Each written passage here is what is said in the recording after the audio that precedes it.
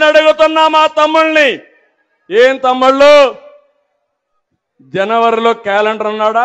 Job calendar అన్నాడా? ఇచ్చాడా? వచ్చాయా? డిఎస్సి అన్నాడా?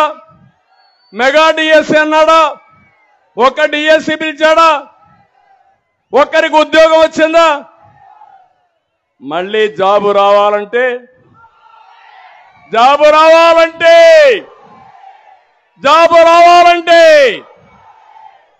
తమ్ముళ్ళు నేను ఇండస్ట్రీ తీసుకొచ్చా.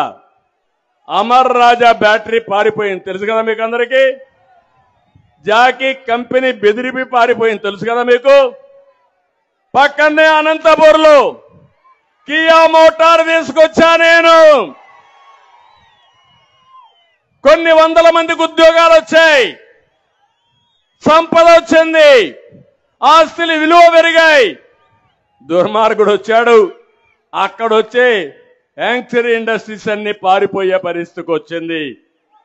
ఇవే కాదు, ఈరోజు మీరు చూస్తే నేను ఆ రోజు రాయలసీమలో ఎలక్ట్రానిక్ హబ్గా తయారు చేయాలని తిరుపతి కేంద్రంగా టీసీఎల్ కానీ, హీరో మోటార్స్ కానీ, జోహో కానీ, సెల్కాన్ కానీ, కార్బన్, డిక్సన్ ఇలాంటి కంపెనీని తీసుకొచ్చా. ఆటోమొబైల్ హబ్గా తయారు చేయాలని అపోలో టైర్స్ ని, హీరో మోటార్స్ ని, కియా మోటార్స్ ని తీసుకొచ్చా. ఇప్పుడు ఏమన్నా ఒక్క ఇండస్ట్రీ వచ్చేట ఎక్కడన్నా పేపర్లో చదివారా మీరు? ఉద్యోగాల్లో బాగా రాణించాలంటే మంచి చదువు రావాలి మీకు. తిరుపతిలో ఐఐటి తెచ్చాను, తిరుపతిలో ఐసీఆర్ తెచ్చాను రాయలసీమ కోసం. అనంతపూర్లో సెంట్రల్ యూనివర్సిటీ తీసుకొచ్చాం, కర్నూలులో ఉర్దూ యూనివర్సిటీ, త్రిబుల్ ఐటీ తీసుకొచ్చిన ఘనత తెలుగుదేశం పార్టీదని చెప్పి కూడా నేను మీకు తెలియజేస్తున్నా. నేను అడుగుతున్నా, ఒక్క ఫ్యాక్టరీ రాకుండా, ఒక్క తమ్ముడికి ఉద్యోగం ఇవ్వకుండా ఇటీవల ఆల్ ఇండియా లెవెల్లో మనం చూస్తే నిరుద్యోగంలో 24% ఆంధ్ర వాళ్లే ఉన్నారు, మన వాళ్ళ పిల్లలే ఉన్నారు. లాస్ట్ లో మనం ఉన్నాం.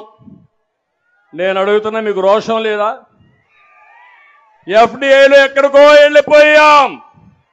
మళ్ళీ యువతకు పిలిపిస్తున్నా, తమిళు 90 రోజులు 3 నెలలు సైకిల్ ఎక్కండి, తెలుగుదేశం జనసేన జెండా పట్టుకోండి, ఊరూరు తిరగండి, ప్రజా చైతన్యం తండి, మీ భవిష్యత్తు నా గ్యారంటీ. సిద్ధమా మీరు?